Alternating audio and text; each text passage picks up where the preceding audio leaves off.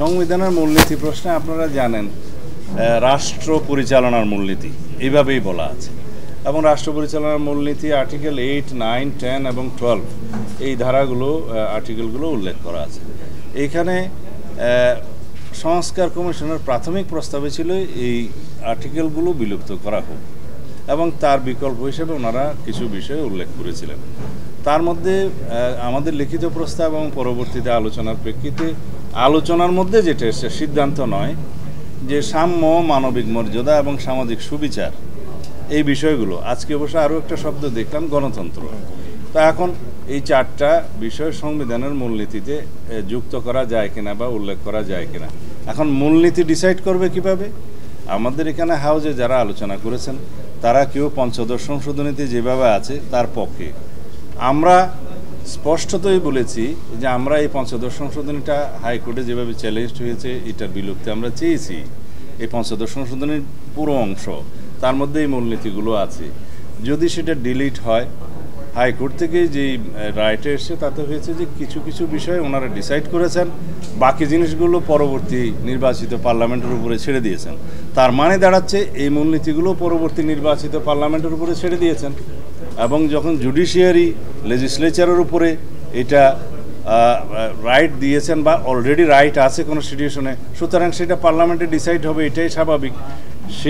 সেই পার্লামেন্টে আলাপ আলোচনার ভিত্তিতে মূলনীতি যেভাবেই ডিসাইড হয় সেটা গৃহীত হবে।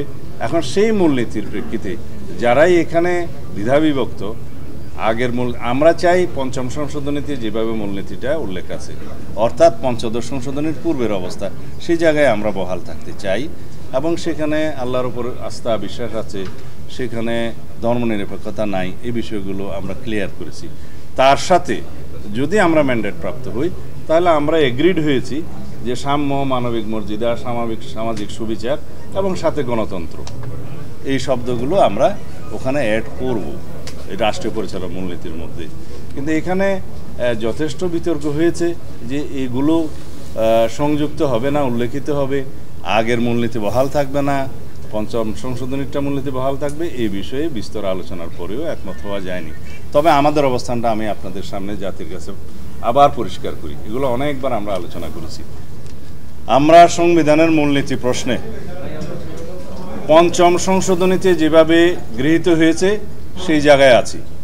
ওখানে বিসমিল্লাহির রহমানির রহিম আছে, ওখানে মহান আল্লাহর উপর আস্থা এবং বিশ্বাস আছে, ওখানে ধর্মনিরপেক্ষতা নেই।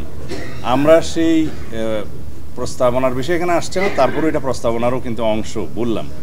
রাষ্ট্র পরিচালনা মূলনীতির মধ্যেও এগুলো এসছে।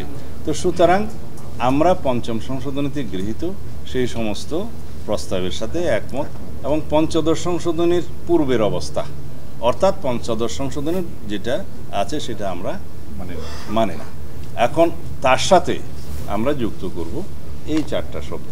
তো অনেক আলোচনা এসছে, একটা আর্টিকেলে উল্লেখই আছে গণতন্ত্র এবং মানবাধিকার প্রশ্ন। এখানে রাষ্ট্র মূলনীতির পরিচালনার মধ্যে আপনারা পাবেন আর্টিকেল 11-এ। সেটা যেহেতু গণতন্ত্র এবং মানবাধিকার উল্লেখ আছে, আবারও গণতন্ত্র শব্দটা রাখতে হবে কিনা সেই বিষয়ে একটা প্রস্তাব হচ্ছে যে রাখা অসুবিধা নেই। আমি বললাম গণতন্ত্র প্রত্যেক জায়গায় রাখলো, 2বার রাখলো, 3বার রাখলো, আমাদের ভিন্নমত নাই, রাখা যেতে পারে। এই বিষয়গুলো এখনও ডিসাইড হয়নি। সেটা মূলত মূলনীতি নিয়েই মূলনীতির একটা অংশ নিয়ে আলোচনা হয়েছে এবং সেখানে কমিশনের পক্ষ থেকে 3টি বিষয়ে সাম্য, ন্যায় বিচার, গণতন্ত্র এবং মানবিক মর্যাদা, এই 3টিকে তারা সংবিধানের মূলনীতির এখানে সংযোজিত করতে চান। আমরা এটার ব্যাপারে একমত হয়েছি। আর 15th অ্যামেন্ডমেন্টের পরে বর্তমানে যেটা হয়েছিল আওয়ামী লীগের পিরিয়ডে যে সংশোধনীটা হয়েছিল সেটাকে আমরা টোটালি নাকচ করার কথা বলেছি এবং 5th অ্যামেন্ডমেন্ট যেটা শহীদ প্রেসিডেন্ট জিয়াউর রহমানের সময় হয়েছিল অ্যামেন্ডেড, যেখানে বিসমিল্লাহির রহমানির রহিম ছিল, আল্লাহর উপরে বিশ্বাস এবং পূর্ণ আস্থা এগুলা ছিল, সেইটার সাথে এই নতুন 4টি পয়েন্ট এখানে যোগ করার ব্যাপারে, প্রতিস্থাপন করার ব্যাপারে আমরা একমত হয়েছি। এ বিষয়ে কিছু কিছু দল, বিশেষ করে যারা বাম ঘরানার, তারা এখানে আপত্তি জানিয়েছে তো এটা খুব অস্বাভাবিক আমরা মনে করি না। তারা তো দল হিসাবে সেরকম একটা ফিলোসফিতে তারা বিশ্বাস করে। কিন্তু আমরা মনে করি বাংলাদেশে মেজর রাজনৈতিক দল যেগুলো আছে, বিএনপি আছে, জামাত ইসলামী, এনসিপি, ইসলামী ঐক্য আন্দোলন সহ অন্যান্য সব ইসলামিক দল এবং আরও অনেকগুলো দল, এটার সাথে আমরা একমত হয়েছি যে সেখানে আল্লাহর উপর বিশ্বাস এটাকে সংযোগ করতে হবে। কারণ এদেশের 90% মানুষই এই ফিলসফির সাথে, এই দর্শনের সাথে তারা একমত আছে। সংবিধানের মূলনীতির প্রশ্ন, এটা মনে রাখতে হবে। আমরা ঐক্যমত্য কমিশন আলোচনা এখানে যে দলগুলো আছি আমরা সবাই কিন্তু অভিন্নভাবে বলেছিলাম। অনেককে বলে যে এই যে মূলনীতি এইটা বিশেষ কোনো দলের, আমরা তা মনেই করি না। কারণ আমরা মনে করি 1000 বছরের আন্দোলন, ব্রিটিশ বিরোধী সংগ্রাম, পাকিস্তানের যে 24 বছর আন্দোলন করেছিলাম তাতে 54 যুক্তফ্রন্টের 21 দফা, তারপরে আপনার 69 11 দফা, তার মধ্যে যেটা ছিল তার প্রতিফলন ঘটেছে সংবিধানের 4 মূলনীতিতে। 72 সালে এটা সব দল একমত ছিলাম ওই জায়গায়। সংবিধানের একটু আস্তে আস্তে, সংবিধানের অসম্পূর্ণতা আছে, সেটা অন্য আলোচনা। কিন্তু মূলনীতির প্রশ্নে আমরা কিন্তু সব দল একমত ছিলাম, একমাত্র স্বাধীনতা বিরোধীরা ছাড়া। সুতরাং স্বাধীনতা বিরোধীদের আলোচনা তো এটার সাথে মেলে না। সুতরাং আমরা ওই 4 মূলনীতিতে একমত ছিলাম। এবারের আলোচনা আমরা পরিষ্কার করে এই দলগুলোর পক্ষ থেকে বলেছি এই 4 মূলনীতির প্রশ্নে আমরা অনড়, এইখানে হাত দেওয়া যাবে না। তার সাথে অবশ্যই যেটা আমাদের সংবিধানে এখনো আছে, ওই যে মুক্তিযুদ্ধের ঘোষণার যে 3 পয়েন্ট ছিল সেটা যুক্ত করা যেতে পারে, আরও যদি ভালোভাবে দরকার হয়। এমনকি আমরা বলেছি যদি এক্ষেত্রে নাগরিক অধিকার, ধর্মীয় অধিকার রক্ষার জন্যে আরও কোনো শব্দ যুক্ত করা দরকার হয় আমরা রাজি আছি, তাতে আমাদের আপত্তি নাই।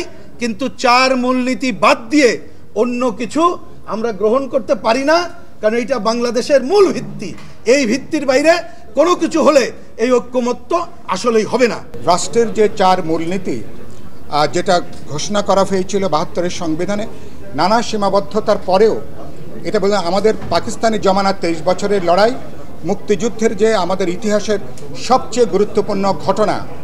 ফলে এই ঘটনার মধ্য দিয়ে মানুষের গণতান্ত্রিক একটা বৈষম্যহীন একটা সাম্যভিত্তিক সমাজ গঠন করবার যে লক্ষ্য নিয়ে তখনকার এই 4 নীতি সংবিধানে এটাকে স্থাপন করা হয়েছিল।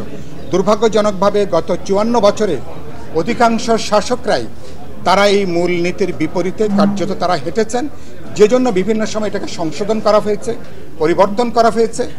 আজকে আমরা বলেছি এইবার বৈষম্য বিরোধী যে আমাদের যে ছাত্র শ্রমিক জনতার গণ অভ্যুত্থান, নতুন করে সমাজতন্ত্রের বা সাম্য সমাজতন্ত্রের প্রশ্নটা অনেক বেশি জোরদার করে এসছে। যে কোনো আধুনিক গণতান্ত্রিক সমাজ আপনারা জানেন রাষ্ট্র কোনো নাগরিককে তার ধর্মবিশ্বাসের জন্য তার সাংবিধানিক গণতান্ত্রিক অধিকারের কোনো বৈষম্য করতে পারে না। সেজন্য আমরা বলেছি ধর্মনিরপেক্ষতা এই ধরনের যে আমাদের নীতিগুলো আধুনিক গণতান্ত্রিক রাষ্ট্রে সেটাকে অব্যাহত রাখা দরকার। সংখ্যাগরিষ্ঠতার অজুহাতে, কারণ সংখ্যাগরিষ্ঠ এমনিতেই সংখ্যাগরিষ্ঠতার কারণে অনেকগুলো অধিকার সে ভোগ করে, সুতরাং তার জন্য বাড়তি কোনো সুরক্ষার কোনো দরকার হয় না। দরকার হয় সংখ্যালঘু জনগণের, সংখ্যালঘু জাতিসত্তা অথবা ধর্মীয় সংখ্যালঘু বলি, জাতিগত সংখ্যালঘু বলি, তাদের জন্য বরঞ্চ সুরক্ষার প্রয়োজন হয়। সেজন্য আমরা বলেছি ধর্মনিরপেক্ষতার এই নীতিটা অব্যাহত রাখা দরকার। আমরা বলেছি 1971 সালে একটা রক্তক্ষয়ী স্বাধীনতা সংগ্রাম, মুক্তি সংগ্রামের মধ্য দিয়ে লক্ষ লক্ষ মানুষের আত্মত্যাগের উপর দাঁড়িয়ে এই বাংলাদেশ রাষ্ট্র পত্তন হয়েছে। মুক্তিযুদ্ধের মধ্য দিয়ে যে ঘোষণাপত্র তৈরি হয়েছিল, যেখানে সাম্য, মানবিক মর্যাদা, সামাজিক সুবিচারের কথা পরিষ্কার করে বলা হয়েছিল, সেই ঘোষণাই ছিল মূলত একটা জাতীয় ঐক্যের ভিত্তি, এই নব উত্থিত রাষ্ট্রের ভিত্তি এবং একটা জাতীয় যুদ্ধ, প্রতিরোধ যুদ্ধের যে একটা প্রেরণা কিংবা একটা ভিত্তি, এবং সেইটাই আসলে বাংলাদেশের প্রথম সংবিধান হিসেবে গৃহীত হয়েছিল। কাজেই বাংলাদেশের গঠনকালে যে মৌলিক ঐক্য তৈরি হয়েছে তাকে রেখে আমাদের বাকি মূলনীতি বিবেচনা করতে হবে, এবং সেই মূলনীতির ক্ষেত্রে কতগুলো প্রশ্নে কোনো রকম আপোষ আমরা করতে মানে বাংলাদেশের জনগণ কিংবা বাংলাদেশের ইতিহাসের পরিপ্রেক্ষিতে কোনো রকম আপোষ গ্রহণ করা উচিত হবে না। তার মধ্যে একটা হচ্ছে ধর্ম কিংবা জাতির ভিত্তিতে কোনো নাগরিকের প্রতি কোনো রকম বৈষম্য চলবে না, এইটা স্পষ্টভাবে নীতিতে থাকতে হবে। এবং সাধারণভাবে বাংলাদেশে শ্রেণী, জাতি, ধর্ম, বর্ণ নির্বিশেষে সকল মানুষের মধ্যে রাষ্ট্র কর্তৃক সকল ধরনের বৈষম্যের অবসান, শোষণ নির্যাতনের অবসান ঘটানোর যে লক্ষ্য, সেই সব প্রশ্ন বিধৃত থাকতে হবে। ৭২-এর যে 4টি মূলনীতি বা এখনকার এক্সিস্টিং 4টি মূলনীতির সাথে যুক্ত থাকবে নাকি এটি বাদ দিয়ে যুক্ত থাকবে, এই নিয়ে যখন আলোচনা উঠলো আমাদের পক্ষ থেকে আমরা স্পষ্টভাবে জানিয়েছি যে ৭২-এর মুজিববাদী মূলনীতি আমরা রাখার পক্ষে না, এই 4টি মূলনীতি বাদ দিতে হবে। এটি বাদ দিয়ে তার পরবর্তীতে এই 4টি মূলনীতি রাখার ব্যাপারে আমাদের কোনো আপত্তি নেই।